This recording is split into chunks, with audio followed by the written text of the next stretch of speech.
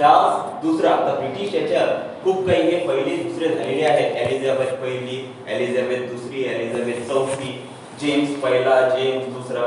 तर एक्झाम मध्ये कन्फ्युज करतात तुम्हाला. चार्ल्स पहिला, चार्ल्स दुसरा, चार्ल्स चौथा. ओके, तर हा चार्ल्स दुसरा आहे की ज्याच्या संदर्भात आपण बोलत आहोत. चार्ल्स दुसरा याचा विवाह झाला होता पोर्तुगीज princess Catherine Braganza. Catherine Braganza, पोर्तुगीज प्रिन्सेसचं नाव काय होतं? कॅथरीन ब्रिगेन्झा. ओके, तर तिचं नाव आणि तिचा विवाह कोणाच्या सोबत झाला? Charles second. कधी झाला तो? 1661 मध्ये.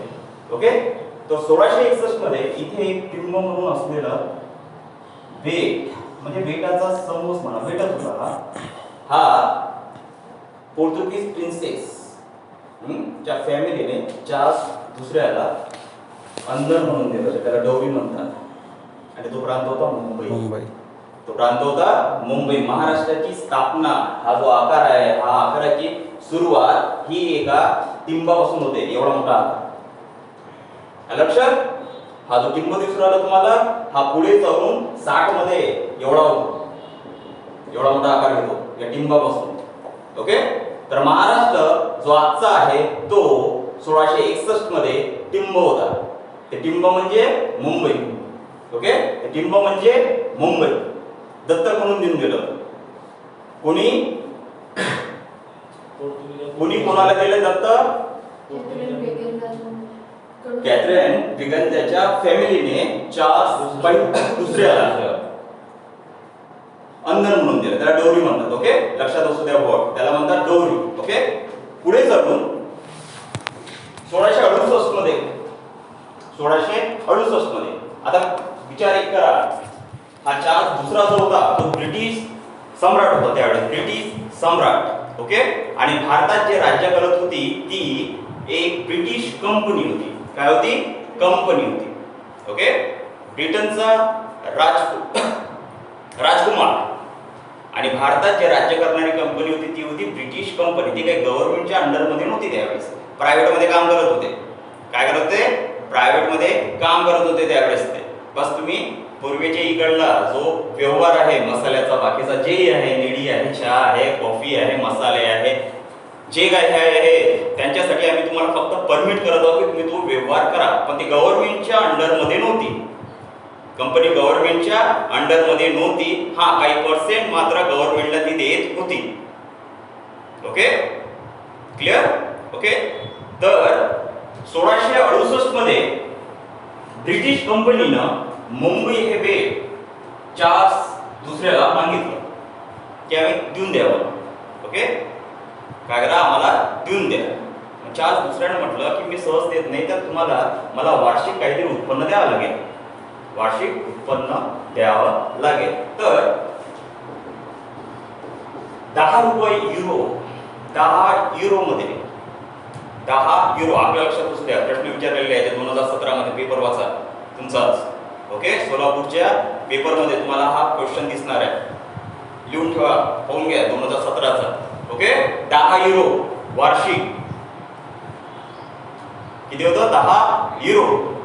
तर या वार्षिक 10 रुपयाच्या करार झाला त्यांना. आणि हा जो मुंबई आहे, हा मुंबई 1668 मध्ये ब्रिटिश राजकुमार चार्ल्स दुसरा याने British company east India company याला दिला.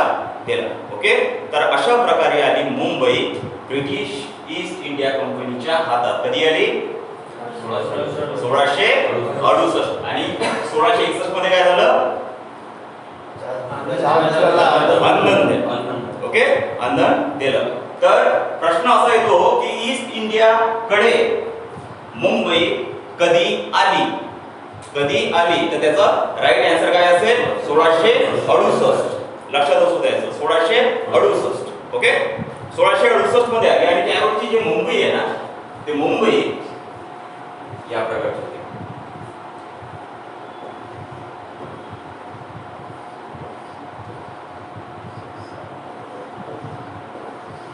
किती आहेत एकूण?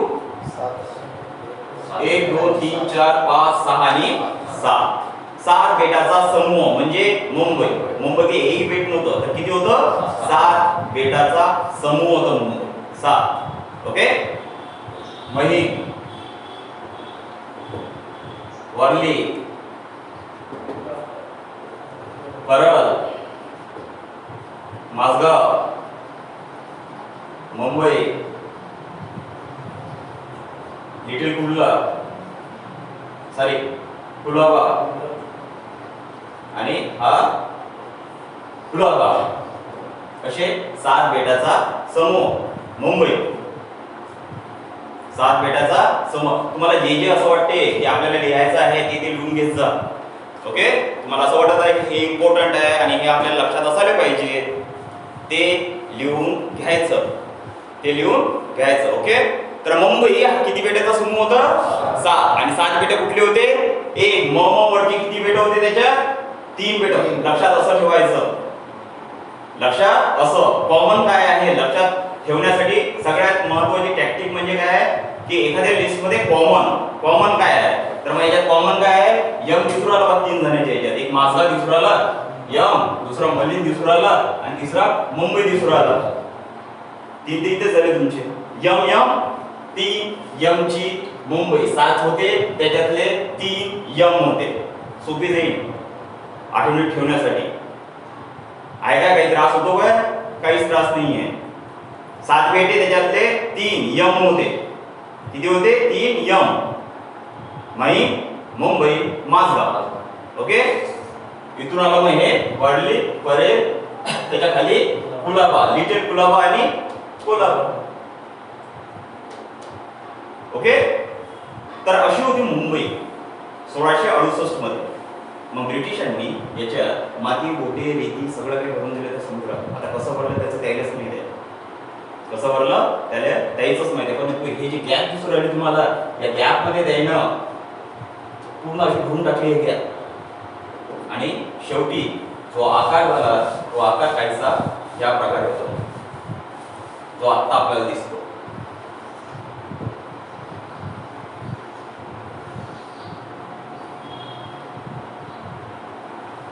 मुंबई पूर्ण भरून टाकलं या साथीच्या साथी बेटाला. आणि आकार मुंबईचा तुम्हाला असं दिसतो सध्या या प्रकारे. ओके. तर याच्यात बेटे 7 3 यम नावावरची. ओके. 3 यम नावावरची. हे सगळेच्या सगळे बेटे मच्छीमारी बेटे होते. सगळे व्यवसाय होता प्रमुख. कुठला होता? मच्छी मार. सगळेच्या सगळे. ओके. तर अशी मुंबई होती ही 1668 मध्ये. ओके. तर 1668 आता मुंबईला लागून हा तुम्हाला प्रांत दिसून राहिला. इथे आहे तुमचा आपला सह्याद्री. काय आहे? सह्याद्री. ओके. सह्याद्री असा गेलेला आहे. याच्या इकडे याला म्हणतात, हा जो उत्तराचा भाग असतो याला म्हणतात मवाड. जिओग्राफीमध्ये. ओके. काय म्हणतात त्याला? मवाड. ओके. आणि त्याच्या पुढचा जो भाग आहे त्याला म्हणतात देश. त्याचा पुढचा भाग म्हणजे देश. ओके. त्या देशात जो जिल्हे येत असतात त्याच्यात तुम्हाला नाशिक दिसेल, नगर दिसेल, पुणे दिसेल, सोलापूर दिसेल, सातारा दिसेल, सांगली दिसेल आणि कोल्हापूर दिसेल. ओके. असे 7 डिस्ट्रिक्ट हे देशात. कुठे आहे? देशात. ओके. सह्याद्रीचा जो स्लोप आहे त्याला मवाड प्रांत म्हणतात. आणि मवाड प्रांताच्या पुढे जो सपाट भाग आहे त्याला देश म्हणतात. आणि देशात किती जिल्हे येतात? तर 7 जिल्हे येतात. देशात जिल्हे 7 जिल्हे कोणते? तर नाशिक, नगर, पुणे अशी एक सरळ रेष टाकून द्यायची. सरळच आहे पंचच्या पंच. बरोबर आहे. कोल्हापूर पर्यंत जर नकाशा पाहिला असेल तर तुम्ही, बरोबर ना. तर कोल्हापूर, सांगली, सातारा, त्याच्यानंतर सोलापूर, त्याच्यानंतर सोलापूरच्या नंतर पुणे, पुण्याच्या नंतर नगर आणि नाशिक. जळगावला सोडून द्यायचं, धुळ्याला सोडून द्यायचं आणि सरळ नगरपासून अशी लाईन सोलापूरमध्ये ओढून टाकायची. तो म्हणजे देश. तो म्हणजे देश. क्लिअर? ओके. तर मुंबईच्या जवळ असलेली ही तुमची कोकण पट्टी. सह्याद्री. आणि या प्रांतावर हा जो तुम्हाला एवढा दिसत आहे हा प्रांत. ओके. महाराष्ट्राचा जो प्रांत तुम्हाला दिसू राहिला सध्या एवढा, तर या प्रांतावर राज्य होतं तिघाजणांचं. एवढ्याच्या पहिले होते Maratha,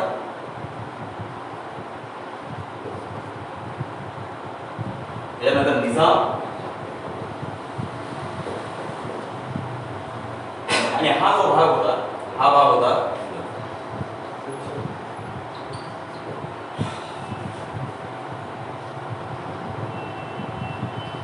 centre province. Centre province ब्रिटिशांचा भाग होता.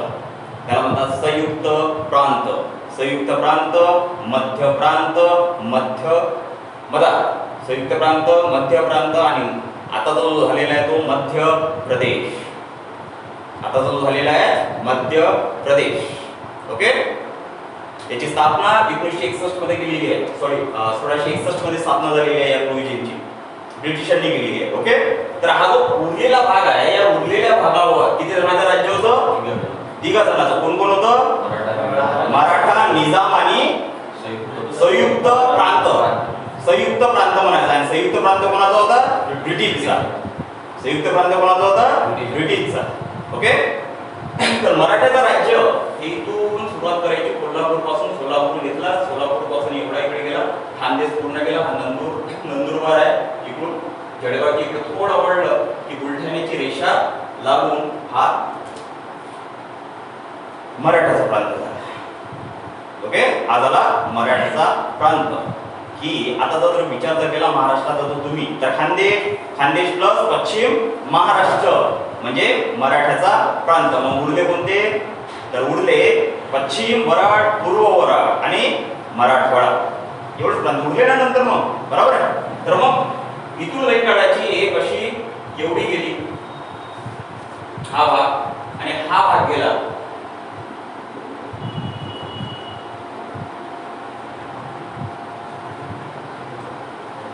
आणि हा जो मला भाग दिसू राहिला तुम्हाला कोकणाच्या सारखा, याच्यावर राज्य होतं निजामाचं. याच्यावर राज्य होतं निजाम. ओके. या निजामाच्या याच्यात तुम्हाला मराठवाडा दिसेल सध्या. औरंगाबाद, जालना, परभणी, हिंगोली, बीडच्या नंतर उस्मानाबाद, उस्मानाबादच्या बादच्या नंतर लातूर, नांदेड. हे जे भाग आहे, हे जे जिल्हे आहेत, हे जिल्हे त्यावेळेस निजामाच्याकडे होते. कोणाच्या इकडे होते? निजामाच्या इकडे. क्लिअर? ओके. त्यानंतर आपण ज्या प्रांतात राहतो तो प्रांत एवढा येतो. हे तर तुम्हाला माहितच असेल नाही काय? हा इथून बघूया आपण सध्या की हे नागपूर आहे. काय आहे? नागपूर आहे. मग नागपूरच्या शेजारी असलेला अमरावती आहे ना? नागपूरच्या शेजारी अमरावती आहे. अमरावतीच्या शेजारी अकोला आहे. अकोल्याच्या खाली वाशिम आहे. अकोल्याच्या खाली वाशिम आहे. इकडून लागून बुलढाणा आहे. म्हणजे खानदेशची सीमा कुठे मिळते? पश्चिम वराडला, तर बुलढाण्याच्या जवळ पडते. बरोबर आहे? बुलढाणा. ओके. तर मग हे जिल्हे, आता हे जे जिल्हे आहे, हे जिल्हे त्यावेळेस बरार म्हणून ओळखले जातात. लक्षात असू दे ना. कुठला आहे? बरार म्हणत होते त्याला. वराड नव्हते म्हणत. तर मग बराडचं वराड झालं. बराडचं वराड, जे आपण वराड म्हणतो आपण सध्या आपल्याला, बरोबर आहे ना? पण त्याला आधी बरार म्हणत होते. काय म्हणत होते? बरार. क्लिअर?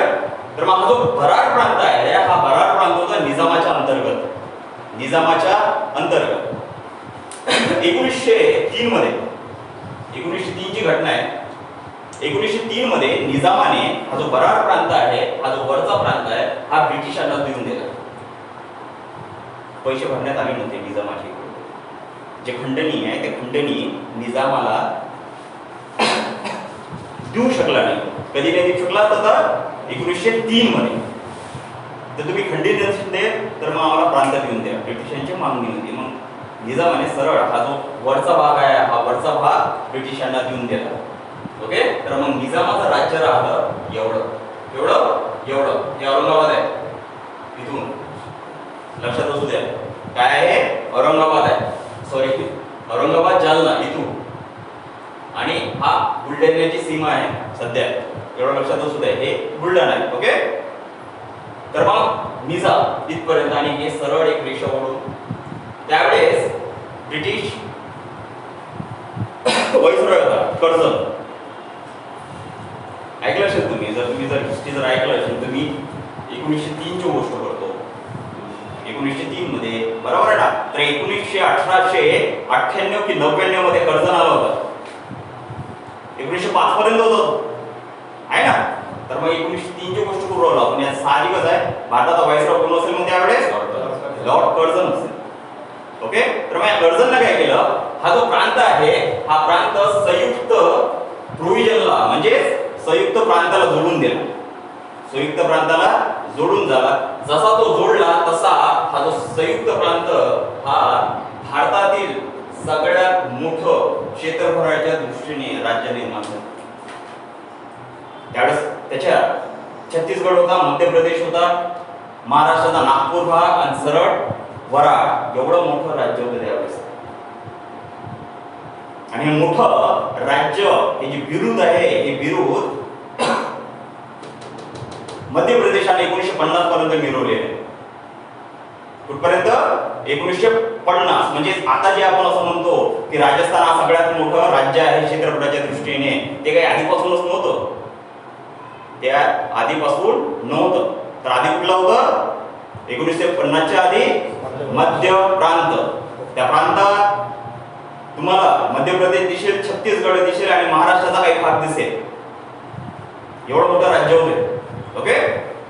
तर अशा प्रकारे संयुक्त राष्ट्र इकडे, निजाम इकडे आणि मराठा इकडे राज्य करत होते त्यावेळेस.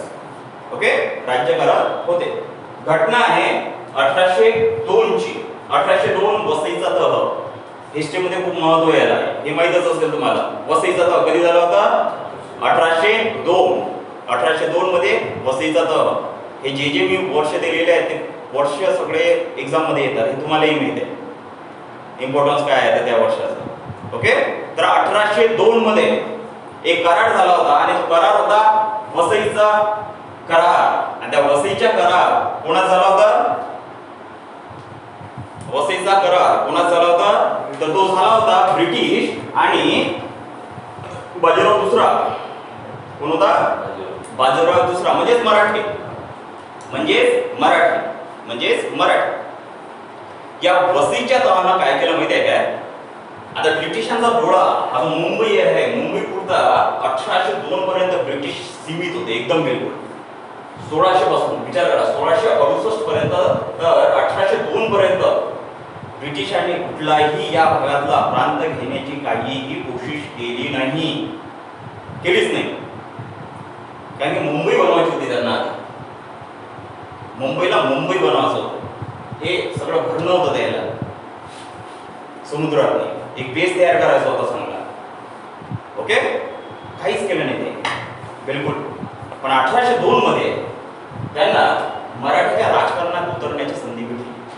आता ती संधी कशी भेटली हा हिस्ट्रीचा प्रकार, तो हिस्ट्रीचा प्रकार. ओके. तो काही मी तुम्हाला इथे एक्सप्लेन करणार नाही, कारण की एक्सप्लेन जर मी केलं तर खूप डीप मध्ये चाललं ते. ओके.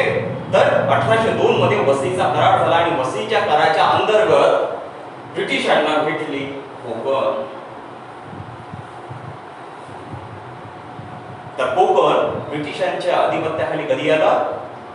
1802 मध्ये. 1802. मुंबई कधी आली? 1668. ओके.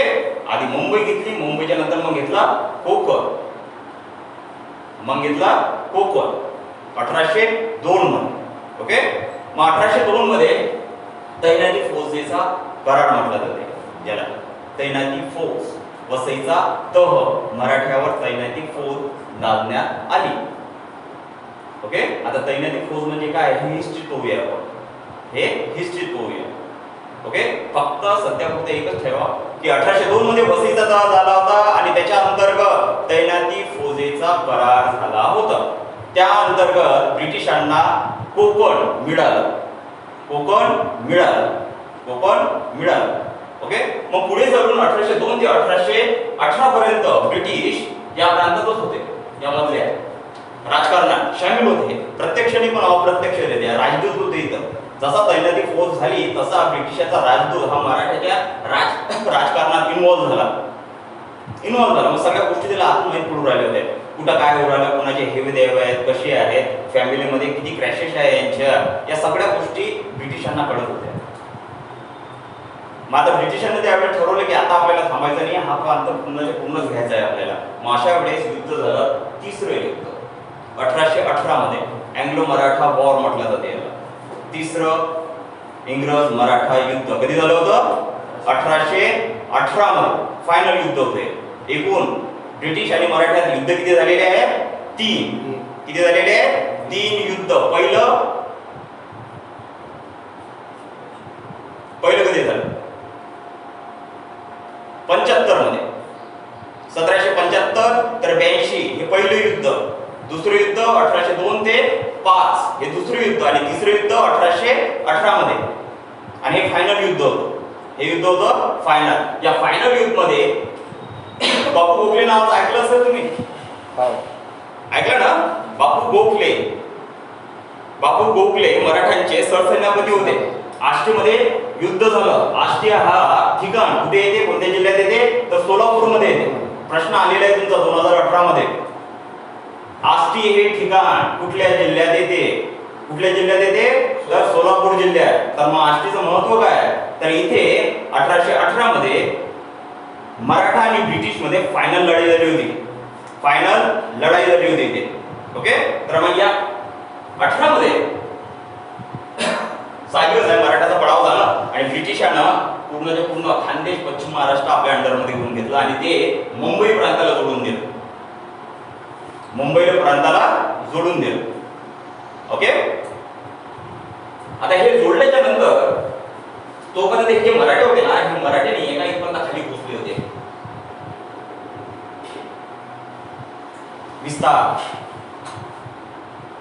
विस्तार केला होता मराठ्याने. चांगला मोठा विस्तार केला होता. हे खाली पोहोचले. इकडून जे आहे असे गेले वर, इकडून इकडून इकडून इकडून. ओके. कोणता आहे हे? गुजरात, राजस्थान. गुजरात आहे. ओके. गुजरात इथपर्यंत पोहोचले. याच्या वरी पोहोचले होते मराठी.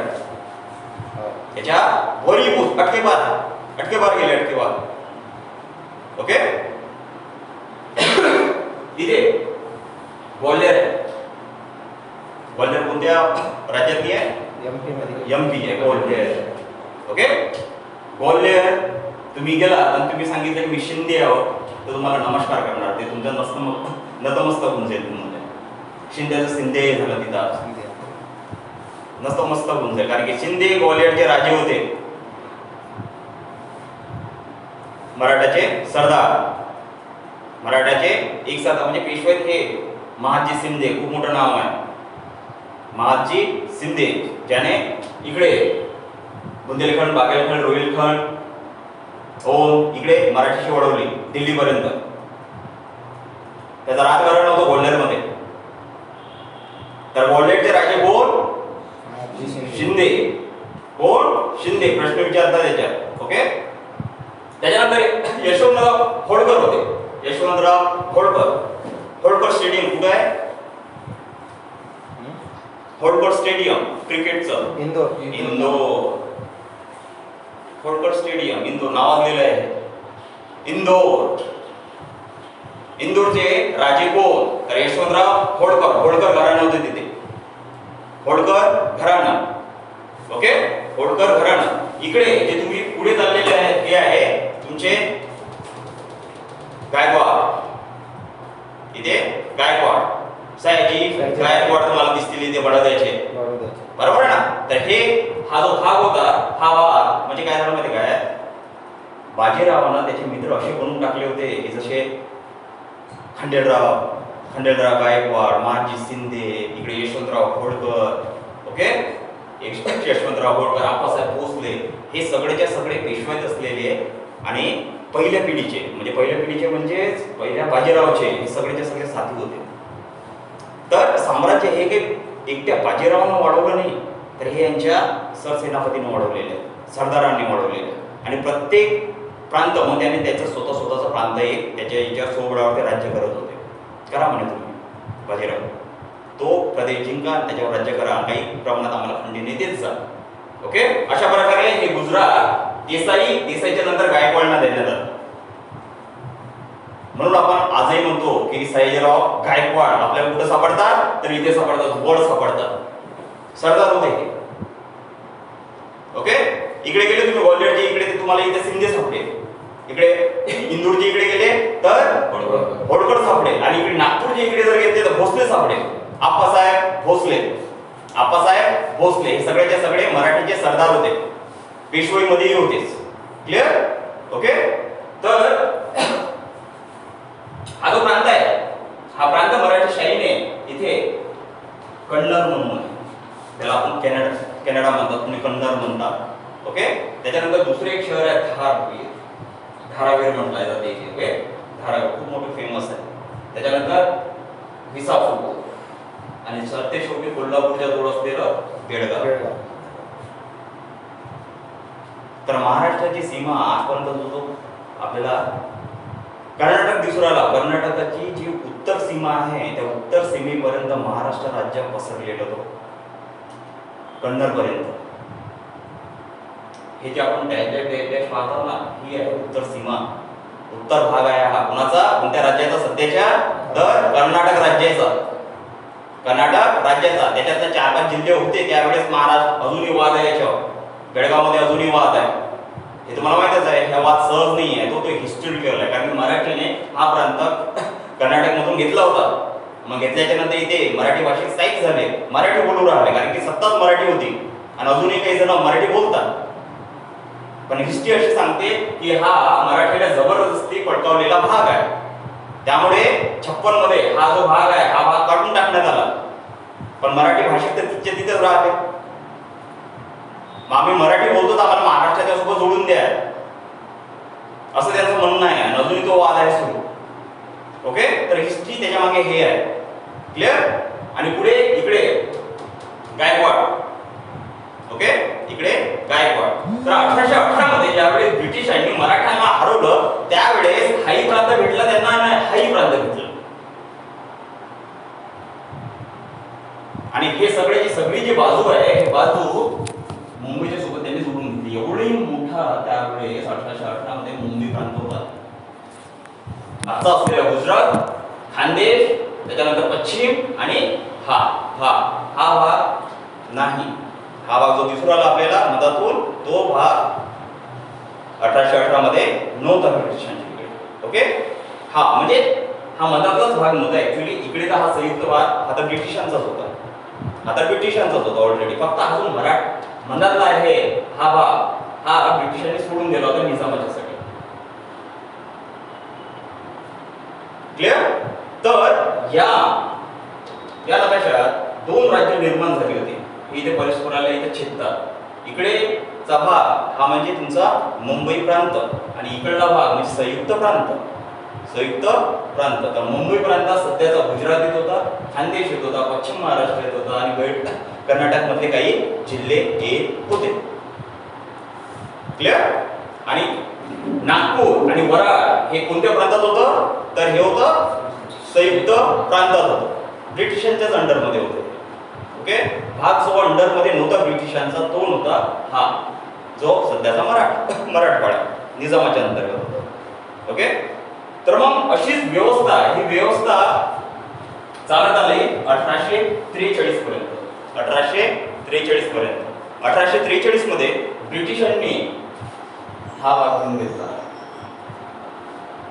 गुजरातच्या साईडचा असलेला भाग, आणि हा भाग आहे सिंध भाग.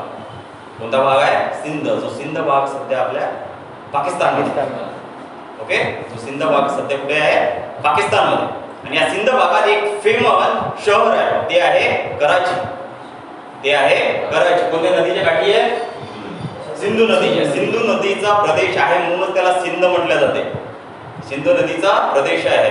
अरबी समुद्राला सिंधू नदी कुठं मिळते? तर ती मिळते कराची. ओके. पोर्ट शहर आहे कराची इथे. मग 1843 मध्ये हा जो सिंध भाग आहे हा ब्रिटिशांनी घेतला आणि तो सरळ लावून दिला मुंबईला. मग अशा वेळेस मुंबई हा बघा एका टिंबापासून कसा विस्तारत चाललेला आहे. कळू राहिलं तुम्हाला कसा आकार त्याचा मोठा होत आहे एका टिंबापासून. आधी एक टिंबाची कोकणपट्टीच्या नंतर एवढा इलाका, नंतर 43 मध्ये हा सिंधही मुंबईत आला. 43 मध्ये 1843. आणि ही जी व्यवस्था आहे ही व्यवस्था चालत आली भारत स्वतंत्र होईपर्यंत, म्हणजे 1947 पर्यंत. Same to same. मग त्यावेळेस ज्यावेळेस आपण म्हणतो की मुंबई प्रांत, तर मुंबई प्रांत म्हणजे मुंबई प्रांत कोणता? हा फक्त एवढाच प्रांत. त्याच्यात आपण नाही आहोत विदर्भातले, नागपूरचे. ओके, आपण नाही आहोत त्याच्यात. 47 पर्यंत ज्यावेळेस भारत स्वतंत्र झाला होता त्यावेळेस आपण या मुंबई प्रांतात नव्हतो. बरोबर आहे. तर मग आपण कोणत्या प्रांतात होतो? संयुक्त प्रांत. आणि संयुक्त प्रांताची राजधानी होती नागपूर. इथे एवढ्या मोठ्या प्रांताची राजधानी कोणती होती? नागपूर. 1956 पर्यंत म्हणजे करार झाला होता. त्याच्यानंतर मग नागपूरने राजधानीचं वैभव 200 वर्ष, जे 200 वर्षाची परंपरा होती नागपूरला राजधानीचं, ते सोडून उपराजधानीचा दर्जा ज्यावेळेस आता मी तुम्हाला सांगणार असेल ते कसं झालं. ओके, तर या प्रांताची राजधानी होती नागपूर. याच्या अवतीभोवतीच आपण राहतो. 200 वर्ष जुनी राजधानी होती. ओके, तर मग भारत स्वतंत्र झाला 1947 मध्ये. मग 1948 मध्ये ऑपरेशन पोलो राबवण्यात आलं. हे तुम्हाला सगळ्यांनाच माहिती आहे. ऑपरेशन पोलो कशासाठी? तर मराठवाडा मुक्त करण्यासाठी. बरोबर आहे. मराठा मुक्ती संग्राम, पोलीस कारवाई कधी झाली? 1948. 1948 दिवस होता 17 सप्टेंबर. बरोबर. तर मग एक पोलीस कारवाई झाल्याच्या नंतर ब्रिटिश, आता हे ब्रिटिश इथून संपून गेले. त्यावेळेस मुंबई प्रांत हा आपल्याकडे आला होता, कारण की स्वतंत्र झाला होता 47 मध्ये. मग ब्रिटिश भारतातून चालले गेले. बरोबर आहे. मग प्रांताचा प्रांतच होता, पण प्रांतावर राज्य कोणाचं होतं? मग भारताचं, म्हणजे आपलं होतं. बरोबर आहे. मग आपण 1948 मध्ये निजामावर ऑपरेशन पोलो लादलं आणि हा भाग घेऊन घेतला आणि तो अटॅच केला मुंबईला. मग आता आकार मुंबईचा इकडे वाढत आहे. पुढे इकडे. तर मराठा जो आपण म्हणतो की मराठवाडा हा महाराष्ट्रात कधी आला? 1948. भारत स्वतंत्र कधी झाला? 1947. ओके, अजूनही हा जो भाग दिसून राहिला तुम्हाला, हा अजूनही आपल्याजवळ म्हणजे या मुंबई प्रांतात आलेला नाहीये अजूनही. ओके, अजूनही आलेला नाही. ओके, तर मग 48 मध्ये हा आल्याच्या नंतर त्यावेळेस संयुक्त म्हणजे त्यावेळेस नाही एक माहोल असा चेंज झाला होता की स्वातंत्र्य आपल्याला भेटलेलं आहे आणि आता राज्याची रचना ही भाषेच्या आधारावर असायला पाहिजे. कशाच्या आधारावर? भाषेच्या आधारावर असले पाहिजे. प्रत्येक राज्य एक भाषी राज्य असलं पाहिजे. कारण की आपल्याला माहिती आहे की भारतात वेगवेगळ्या भाषा बोलल्या जातात. ओके, वेगवेगळ्या भाषात वेगवेगळ्या राज्यात वेगवेगळ्या भाषा आपण बोलतो. तर मग असे जे राज्य आहे हे राज्य भाषेच्या आधारावर स्थापन झालं पाहिजे अशी त्याची मागणी होती. आणि ही हिस्टॉरिकल मागणी आहे की ते स्वतंत्र झाल्याच्या नंतरच लागली अशातला प्रकार नाही आहे. पण स्वातंत्र्य तुम्हाला भेटल्याच्या नंतर त्या मागणीची जी इंटेन्सिटी आहे ती वाढली. ओके, तर या प्रांतातही म्हणजे मध्य प्रदेशाचा जो दक्षिणकडचा जो भाग आहे ज्याला वराड म्हणतो आपण, आणि हा याला झाडी म्हटलं जात होते हिस्ट्रीमध्ये. एवढं लक्षात असू द्या, हा प्रश्न विचारला जातो. वराड आणि झाडी जो आपला सध्याचा प्रदेश आहे म्हणजे नागपूर, चंद्रपूर, गडचिरोली, भंडारा, गोंदिया हे जे जिल्हे आहेत, 6 जिल्हे आहेत, या 6 जिल्ह्याला झाडी म्हटलं जात होते. हिस्ट्रीमध्ये काय म्हटलं जात होते? झाडी. आणि नागपूरच्या इकडला म्हणजे अमरावतीच्या इकडला जो पश्चिम वराड आहे तो प्युअर वराड. ओके, असे दोन याचे ती होते प्रकार. तर मग भाषेवर प्रांतात त्यांना असं वाटलं की यार तुम्ही मराठी बोलता आणि तुम्ही मराठी बोलता, तर आपण एक राज्य स्थापन करूया. कारण मराठी भाषिकाचं एक राज्य व्हायला पाहिजे. सगळेजण सोबत येऊया. मग अशी जी प्रोसिजर आहे, ही प्रोसिजर याला बर्निंग जी आग लागली ती लागली 1948 पासून जास्तच. ओके, मग 1948 मध्ये पुणे करार झाला होता. पुणे नाही, 1948 मध्ये अकोला करार. कुठल्या? अकोला करार. 2 करार फेमस आहेत. विदर्भाला महाराष्ट्राच्या सोबत किंवा मुंबई प्रांताच्या सोबत जोडण्यासाठी एक अकोला करार जो 1948 मध्ये झालेला आहे, आणि दुसरा नागपूर पॅक्ट, नागपूर करार 1953 आणि एक्झिक्यूट झाला होता 54 मध्ये. ओके. 1948 मध्ये आपल्या सगळेजण पक्ष हे महाराष्ट्रातले जेवढे होते गाडगिल फिडगिल सगळेच्या सगळे हे सगळे त्या देशमुखाच्या घरी आले होते मसाला की येऊन जा आमच्या इकडे. पण देशमुखाने सरळ मागणी केली होती की आम्हाला सेपरेट महाविदर्भ पाहिजे, आम्हाला तुमच्यासोबत यायचं नाही, आम्हाला महाविदर्भ पाहिजे. ओके. तर महाविदर्भाची मागणी करणारे जे पहिले होते ते माधवराव आणे होते आणि सोबतच एक ब्रिजलाल बिहाणी म्हणून होते. हे दोन्ही नाव लक्षात असू द्या. विदर्भाची मागणी करणारे सर्वात आधीचे प्रणेते कोण? तर ब्रिजलाल बिहाणी आणि माधवराव आणे यांनी 1953 मध्ये फजल अली आयोग आला होता. माहिती आहे तुम्हाला, हिस्ट्री वाचली असेल तुम्हाला. भाषेवर पुनर्रचना करण्यासाठी गव्हर्नमेंटने 1953 मध्ये एक आयोग नेमण्यात आला होता. त्याचे अध्यक्ष होते फजल अली. त्याचे अध्यक्ष कोण होते? फजल अली. ओके. भाषेवर प्रांत रचना करण्यासाठी, कारण की सगळ्याच प्रदेशात अशीच मागणी होती, एक भाषा एक राज्य, एक भाषा एक राज्य अशी मागणी होती त्यावेळेस. मग भारतात भाषेवर खरंच आपण राज्य प्रस्थापित करू शकतो काय वेगवेगळे, तर मग हे चेकआउट करण्यासाठी एक कमिटी स्थापन केली होती आणि त्या कमिटीचं नाव होतं स्टेट रिकन्स्ट्रक्शन कमिटी. इंग्लिशमध्ये स्टेट रिकन्स्ट्रक्शन कमिटी म्हणजे राज्य पुनर्रचना आयोग. राज्य पुनर्रचना आयोग. आणि या आयोगाचे अध्यक्ष होते फजल अली. मग या फजल अलीच्या सोबत एक निवेदन देऊन दिलं होतं ब्रिजलाल बिहाणी आणि माधवराव आणे 1953 मध्ये की आम्हाला विदर्भ पाहिजे आणि वेगळं राज्य पाहिजे म्हणून. वेगळं राज्य पाहिजे, आम्हाला महाराष्ट्राच्या सोबत जायचं नाही, ते भाषा खड्ड्यात घाला, राज्य सेपरेट पाहिजे आम्हाला. तर या कमिटीने त्यांची मागणी मंजूर केली होती. करा म्हणे तुम्ही, चांगलं आहे, करून टाका. ओके. पण जवाहरलाल नेहरूंना हे मान्य नव्हतं आणि काही असलेल्या आपल्या पश्चिम महाराष्ट्राचे जे नेते होते त्यांनाही हे मान्य नव्हतं. त्यांनाही हे मान्य नव्हतं. मग ते अमान्य झालं.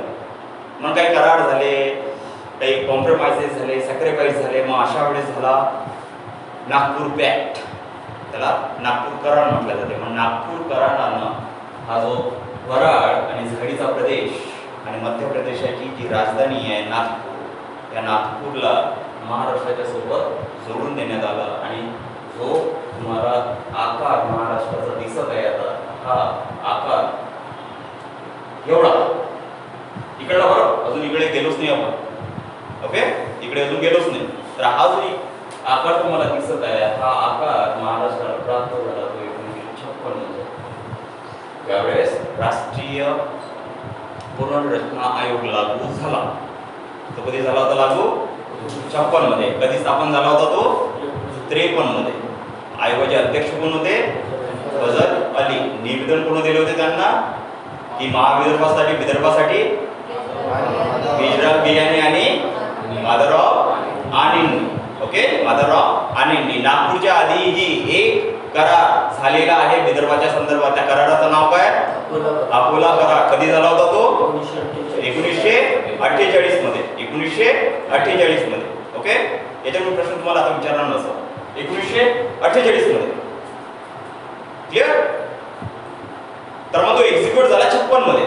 मग 56 मध्ये मध्य प्रांतमधून नागपूर वेगळा झाला आणि महाराष्ट्राच्या सोबत जोडला झाला. मग असा आणि 56 मध्ये हे जे जिल्हे तुम्हाला दिसून राहिले, हे जिल्हे काढून टाकण्यात आले आणि खालचा आकार असा झाला. खालचा आकार असा झाला. खालचा आकार असा. 1956 मध्ये मुंबई प्रांत, हा मुंबई प्रांत म्हणजे एक भाषी प्रांत नव्हता, त्याच्यात गुजराती प्रांतही होता. कारण की वरचा हा गुज्जू आहे, गुजराती गुज्जू, बरोबर आहे. तर द्विभाषिक राज्य, एक भाषिक नाही तर द्विभाषिक राज्य 1956 मध्ये मुंबई प्रांताचं होतं. मुंबई प्रांताचं द्विभाषिक एक नव्हतं. तर किती होते? 2. ऍक्च्युली आयोगाचं म्हणणं, आयोग चेक करत होतं की एक भाषा आणि एक राज्य होऊ शकते काय, पण मुंबईला त्यांनी ठेवलं 2 भाषिक राज्य. तर द्विभाषिक राज्य मुंबई प्रांत हा 1960 पर्यंत होता आणि 60 मध्ये गुजरात याला सेपरेट करून टाकलं. गुजरात झालं 15वं राज्य आणि मुंबई प्रांताचं रूपांतर झालं आजच्या महाराष्ट्रामध्ये. जो आता आपल्याला महाराष्ट्राचा आकार भेटत आहे. क्लिअर? तर ही आहे महाराष्ट्राची जिओग्राफी हिस्टॉरिकली. Okay, clear? तर महाराष्ट्राची जिओग्राफी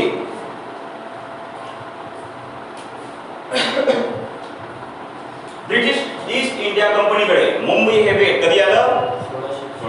1668. आणि कसं आलं? कसं आलं? ब्रिटिश ईस्ट इंडियाकडे मुंबई हे बेट कसं आलं? चार्ज दुसऱ्याने 10 रुपये भाड्याने दिलं. चार्ज दुसऱ्याने तर वार्षिक 10 युरो, वार्षिक 10 युरो भाडेपट्टीवर ईस्ट इंडिया कंपनीला दिलं. तर मग चार्ज दुसऱ्याच्या इकडे हे कसं आलं? अंधन स्वरूपात. कुणी कोणास अंधन दिलं? पोर्तुगीज फॅमिलीने. Okay, Charles second. त्या प्रिन्सेसचं नाव काय? ब्रिगेन्झा. ओके, ब्रिगेन्झा हे नाव लक्षात असू द्या. ओके, 1802 मध्ये काय झालं? वसईचा तह. वसईचा तह. या वसईच्या तहच्या अंतर्गत काय घडलं? कोकण कोणाच्या जवळ आलं? इंग्लंड म्हणजे ब्रिटिश पकडूया. ईस्ट इंडिया कंपनी म्हणायचं. डायरेक्ट ब्रिटिशने म्हणायचं तर म्हणायचं ईस्ट इंडिया कंपनीकडे आलं. ओके, ईस्ट इंडिया कंपनीच्या इकडे. ओके, काय आलं तर कोकण आलं. फक्त कोकणच आलं काय? तर फक्त कोकणच आलं. फक्त कोकणच आलं. तर 1802 मध्ये या कराराला एक नाव आहे, तैनाती फौजेचा करार. तैनाती फौजेचा करार 1802 मध्ये कोणाकोणात झाला? मराठे आणि यांच्यामध्ये. ओके, त्यानंतर 1818 मध्ये काय घडलं? युद्ध. किती युद्ध होतं हे? तिसरं युद्ध होतं. मग तिसरं युद्ध त्याच्यानंतर चौथं युद्ध झालं काय? नाही. म्हणजे तिसरं युद्ध अंतिम युद्ध होतं. तिसरं युद्ध म्हणजे अंतिम युद्ध होतं. मग त्याच्या अगोदर 2 युद्ध झाले याचा अर्थ. मग पहिलं युद्ध कधी झालं? 75 मध्ये. 75 ते 82 पर्यंत पहिलं. मग दुसरं युद्ध कधी झालं? 1802 ते 5 तर 2. ओके, आणि तिसरं 1818. कुठं पुढे लढण्यात आलं हे युद्ध? आष्टी. कोणत्या जिल्ह्यात आहे ते? सोलापूर डिस्ट्रिक्ट मध्ये. सोलापूर डिस्ट्रिक्ट मध्ये. ओके, त्याच्यानंतर एक अजून आहे गोष्ट तुम्हाला सांगतो. इथे मी विसरलो सांगण्याचा. एवढा जो भाग आहे हा म्हणजे सातारा. म्हणजे सातारा म्हणजे हा सातारा हा 1818 मध्ये याची गादी एक सेपरेट करून टाकली. म्हणजे एवढा प्रांत फक्त साताऱ्याचा जो अवतीभोवतीचा जो प्रांत आहे तो ब्रिटिशांनी सोडून दिला होता. एक मांडलिक राज्य म्हणून केला आणि त्याला दिला होता प्रतापसिंगाच्या हाती. प्रतापसिंगाला बसून दिलं होतं. तर फक्त एवढा प्रांत जर सोडला साताऱ्याचा तर बाकी हा जो प्रांत आहे हा प्रांत ब्रिटिशांच्या इकडे होता. आणि साताऱ्यानेही खालसा केलं त्यानं डलहौसीनं. आणि ते केलं 1848 मध्ये. 1848 मध्ये साताऱ्याला खालसा करून टाकला आणि ते मुंबई प्रांताला जोडून टाकलं होतं. Okay, clear? तर निजामाच्या अंतर्गत येणारा प्रांत भारताने कोणत्या ऑपरेशनच्या अंतर्गत घेतला? ऑपरेशन ओड. ऑपरेशन ओड. ओके, तर वराडाच्या अगोदर वराडाला कुठलं नाव होतं? बराड. ओके, सध्याचा असलेला झाडी हा प्रांत आधीच्या कोणत्या प्रांतात समाविष्ट होता? संयुक्त प्रांत. संयुक्त प्रांत हिस्ट्रीच्या संयुक्त प्रांतामध्ये आजच्या खालील भागाचा समावेश होतो. कोणकोणत्या भागाचा समावेश होतो? मध्य प्रदेश, छत्तीसगड, महाराष्ट्राचा पूर्व भाग म्हणायचा. महाराष्ट्राचा पूर्व भाग. 1950 पर्यंत कोणतं राज्य हे भारतात क्षेत्रफळाच्या दृष्टीने सगळ्यात मोठं राज्य होतं? मध्य प्रदेश. संयुक्त प्रांत. संयुक्त लक्षात असू द्यायचं. ओके, 1950 पर्यंत संयुक्त. त्याच्यानंतर मग मध्य प्रदेश, त्याच्यानंतर मग झालं ना मध्य प्रदेश. ओके त्यानंतर इथे निजाम आणि वराड हे कोणत्या साली ब्रिटिशाला दिलं? निजाम आणि वराड म्हणजे बरार, बरोबर आहे. तुम्हाला सांगितलं एक रेष पाडली होती, आठवते? इथून एक रेष पाडली होती आणि सांगितलं होतं की खंडणी निजामाने दिली नव्हती आणि खंडणीच्या स्वरूपात तो प्रदेश देऊन दिला होता. कधी दिला होता? 1903 मध्ये. 1903 मध्ये. आणि कोणत्या वर्षी आणि कोणी हा जो प्रांत आहे हा प्रांत संयुक्त प्रांताला जोडला होता? बरं, कोणत्या वर्षी आणि कोणी बरार हा प्रांत संयुक्त प्रांताच्या सोबत जोडला? कोणी जोडला? कर्जन, लॉर्ड कर्जनने जोडला. कधी जोडला? 1903 मध्ये का 1903 मध्ये. 1903 मध्ये जोडून टाकला. घेतला आणि जोडला, घेतला आणि जोडला. ओके, घेतला आणि जोडला. 1948 मध्ये नागपूर करार झाला. इथे मागणी कशाची होती? तर इथे मागणी होती महाविदर्भाची. इथे मागणी होती महाविदर्भाची. महाविदर्भासाठी आपण आपल्या करारात ठाम होतो. काय होतो? आपण ठाम होतो. क्लिअर? नागपूर करार कधी झाला होता? 1953 मध्ये आयोग होता आणि तो एक्झिक्यूट झाला 1954 मध्ये. ओके, करार झाला 1953 मध्ये आणि एक्झिक्यूट झाला 54 मध्ये. क्लिअर? 56 मध्ये ते राज्य पुनर्रचना आयोग आहे. ओके, राज्य पुनर्रचना आयोगाची स्थापना कोणत्या वर्षी झाली? 1956. राज्य पुनर्रचना आयोगाची स्थापना कोणत्या वर्षी झाली? 53 मध्ये. कोणत्या वर्षी झाली? 53 मध्ये. का स्थापना करण्यात आली त्याची? भाषेवर राज्य स्थापन आपण करू शकतो का याच्यासाठी ती होती.